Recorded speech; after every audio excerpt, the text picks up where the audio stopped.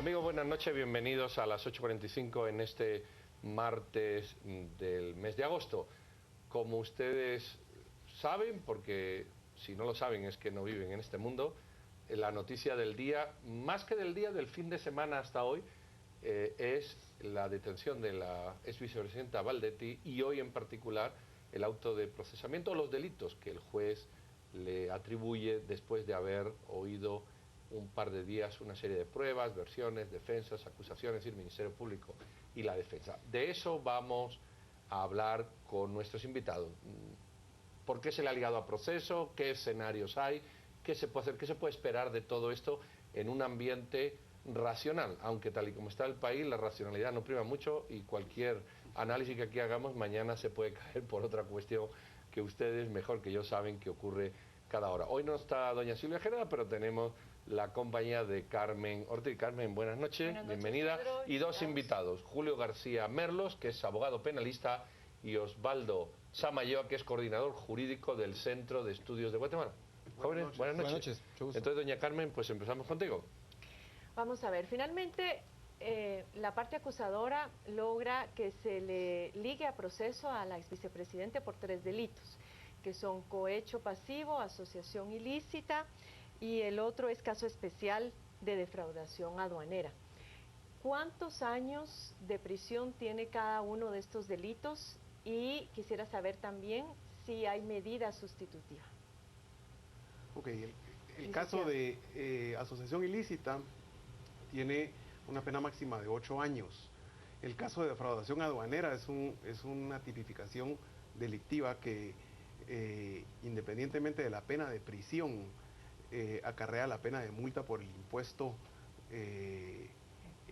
evadido o defraudado al fisco. Entonces, estos delitos pueden llegar a convertirse, hagamos las cuentas matemáticas, puede ser de 5 quetzales a 100 quetzales el día de prisión. Entonces, habría que ver al final, en la acusación final, cuánto van a poder computar que ascendió la defraudación tributaria. Esto podría ser una pena incluso más que una cadena perpetua de miles de años, porque no se va a poder pagar la multa. O sea, la acusación que enfrentan estas personas son realmente de años de prisión que puede hacer que no alcance la vida para cumplirlas. Especialmente este delito. Especialmente el de defraudación es el que tendría más años. El mayor contingente de años de prisión. Es decir, que ya podría terminar ahí el resto de sus días.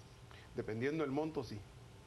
Osvaldo, muchas personas que no estamos metidas en el ámbito jurídico, que no entendemos estos procedimientos más allá de la percepción que uno tiene, claman justicia, que la metan en la cárcel, que la dejen en la cárcel, que se pudre en la cárcel, porque es un poco la respuesta al sentimiento que uno tiene.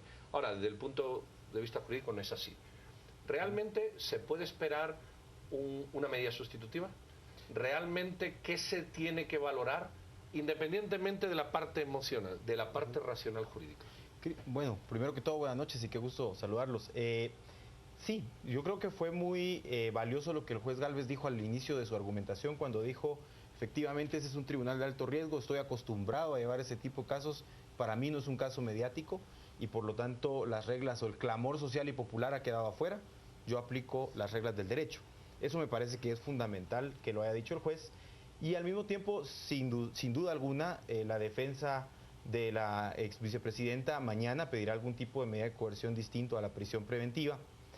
Sin embargo, valoremos dos criterios. Primero, es primera vez en la historia del país que una funcionaria del más alto nivel está siendo procesada en el mismo gobierno que ella perteneció. Eso quiere o nos indica que puede tener ciertas injerencias o interferencias sobre ciertas personas que todavía hacen gobierno. Y al hacer eso podría alterar o podría desviar información importante que pueda contribuir al esclarecimiento del caso. Y ese argumento nos puede ser útil para solicitar la prisión preventiva, que seguramente el Ministerio Público lo va a solicitar. Así que yo creo que en esa línea de investigación, el Ministerio Público sabe que no debe de afectar en ningún caso lo que pueda suceder y pedirá esta prisión preventiva. Y un indicador de este nivel de influencia que todavía podría tener y de círculo de protección que podrían estarle brindando, podría ser el hecho de que se la hayan llevado al cuartel de Matamoros, que no tenía autorización para tener recluidas mujeres, pero que al día siguiente sale ya prácticamente publicado en el diario oficial que ya se permitía también recluir a mujeres. De esto nos estaba hablando justamente el licenciado. Definitivamente, y eso es lo que podemos ver nosotros. Pero vean que este caso estamos ante una estructura criminal en donde no es un cuerpo clandestino incrustado en el gobierno.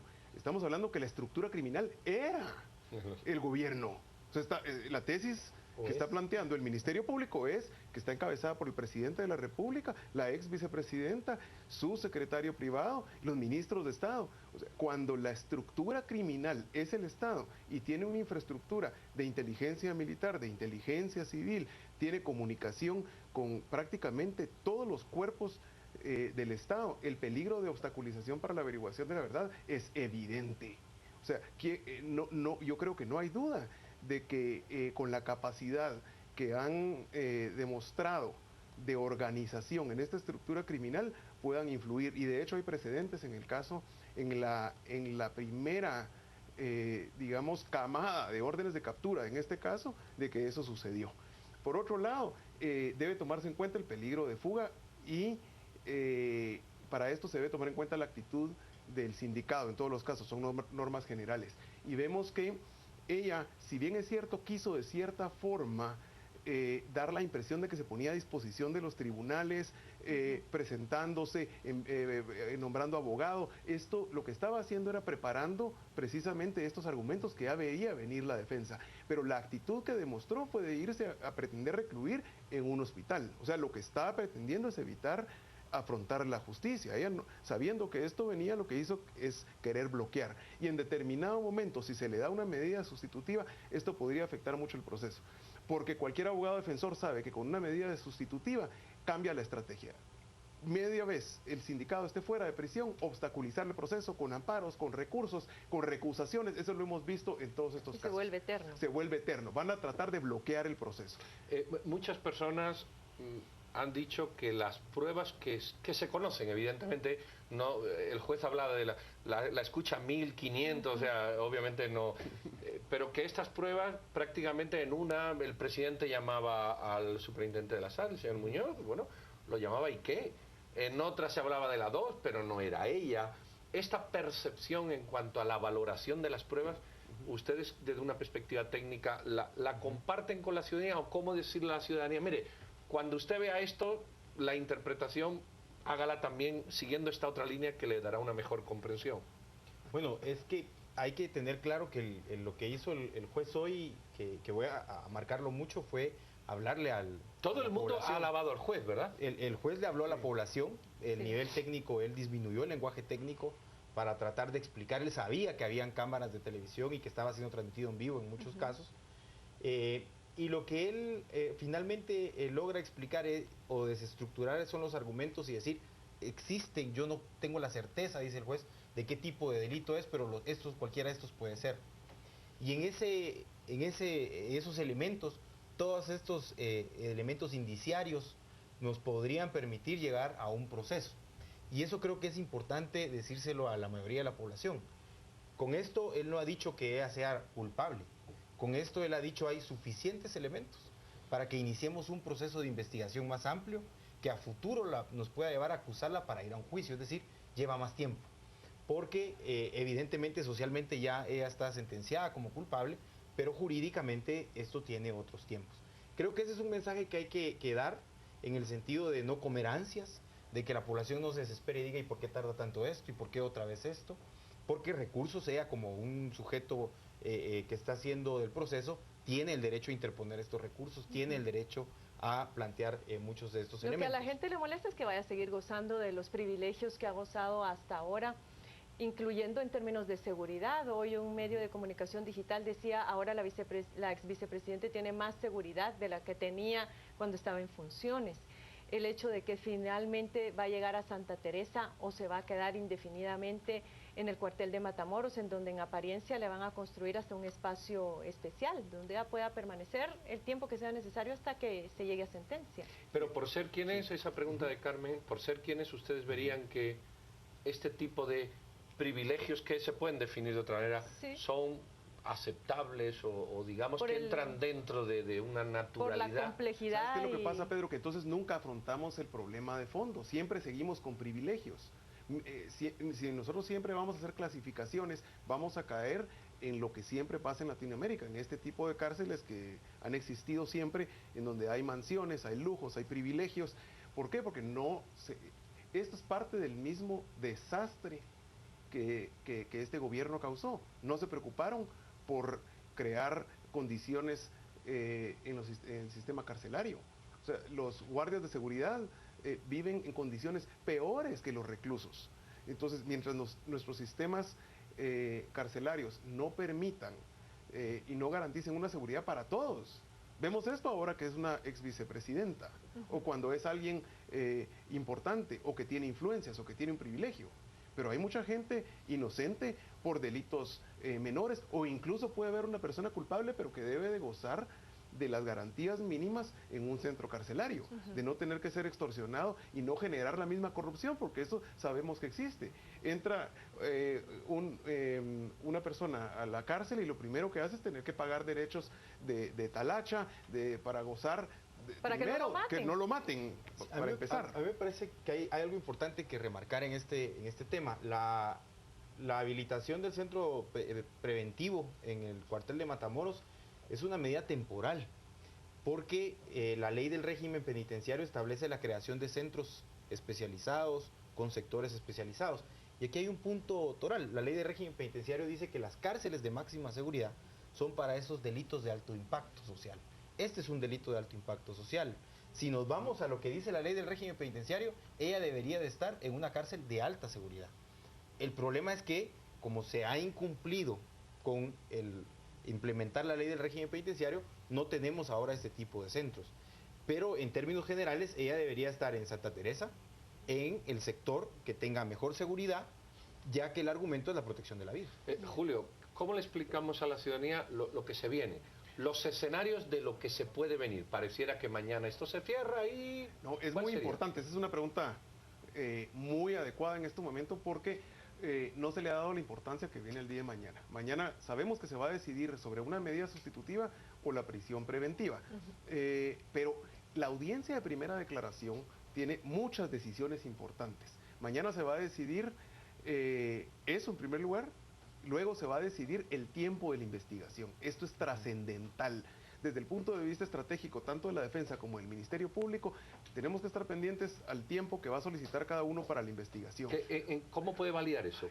Si dictan prisión preventiva, el tiempo máximo de investigación son 3 meses. Por ello es que la población debe entender cuando el comisionado y el Ministerio Público han dicho: teníamos que preparar nuestro caso para que esté listo cuando pedimos Sí, el porque arresto. luego se acorta mucho Porque el luego se tiempo. acorta el plazo. Eso pasó con la línea, recuerdo. Exacto. Que, por ejemplo, en este caso, si dan prisión preventiva, el Ministerio Público tiene solo 3 meses para preparar la acusación. Imagínense, 66,000 escuchas, armar toda la hilación. Son más de 20 procesados en este momento. Tienen que armar una teoría del caso por cada uno y la participación exacta de cada uno en el caso. Y tienen recursos limitados, tienen personal limitado para hacer esta acusación. Si en casos mucho más sencillos se llevan mucho más tiempo de los 8 meses que el Ministerio Público se llevó en este caso, es de felicitarlos, porque no cabe duda que han hecho un esfuerzo Y que están preparados para ese escenario. Están preparados para ese escenario. En el momento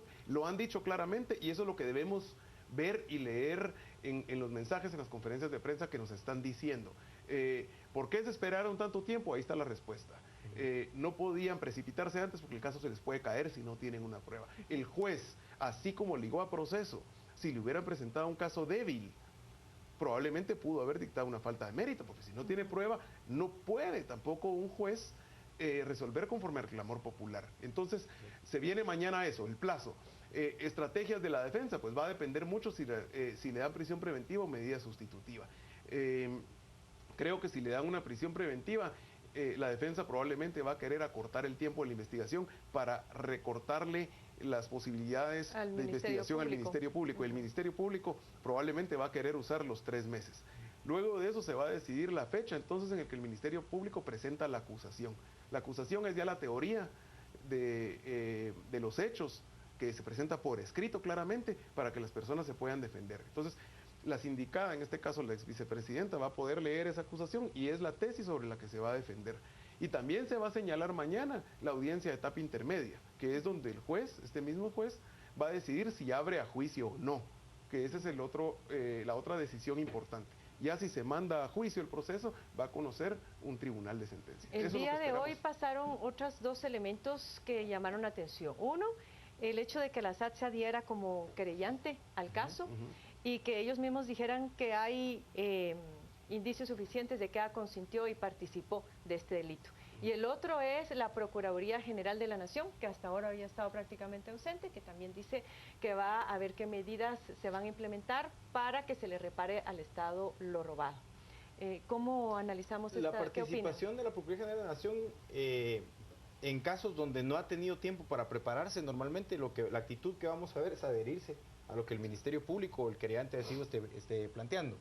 En el sentido de que, como bien decía el licenciado, preparar la cantidad de evidencia que se tiene en este momento tiene que ser un super equipo con muchísimo tiempo, y la PGN y la SAT estoy seguro que no lo han tenido.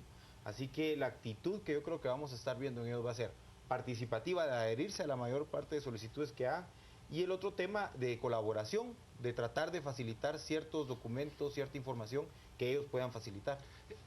Perdón, yo quisiera poner una cosa sobre la mesa que Osvaldo ha dicho en 2 ocasiones y creo que hay que reconocer. La labor del MP, CICIG MP o MP con CICIG, como queramos decirle, y el juez. Por primera vez se habla bien de un juez. Siempre se habla mal y por primera vez se habla bien de un juez. Yo creo que hay que tomar ese discurso porque la justicia está satisfaciendo las expectativas ciudadanas. Siempre se ha hablado mal del Ministerio Público. Por primera vez la Fiscalía es heroína. Nos queda poco tiempo, pero en 30 segundos cada uno, hacer una valoración de eso desde la perspectiva de que ustedes son juristas jóvenes. ¿Cómo ven a ese profesional, ese juez, desde su percepción? Bueno, fue bien visto que el juez pudiera ser sometido a esa auditoría social.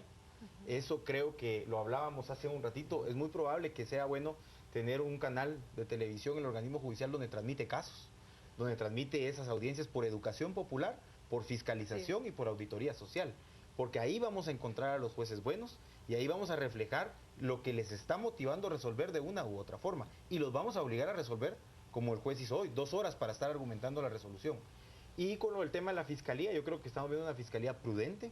Me pareció muy atinado lo que decía la fiscal a algunos otros medios de comunicación cuando decía, bueno, no estamos partiendo de suposiciones, nos dio muchísima pena, pero cuando aparece cualquier persona indiciada en un proceso, no nos tiembla la mano para firmar, porque tenemos que aplicar justicia. Y su mayor presión, dice, es la Constitución. Creo que son mensajes muy contundentes y muy valiosos. Bueno, en cuanto a CICIG, yo creo que la CICIG de Iván Velázquez es una CICIG muy diferente de la que habíamos estado acostumbrados en otras administraciones. Le ha dado preponderancia y le ha dado para lo que fue constituida, para fortalecer las instituciones, especialmente el Ministerio Público, que se ha visto fortalecido, y en este caso pues ha hecho pública su buena labor. Hay muchísimos casos en los que el Ministerio Público ha participado y investigado bien.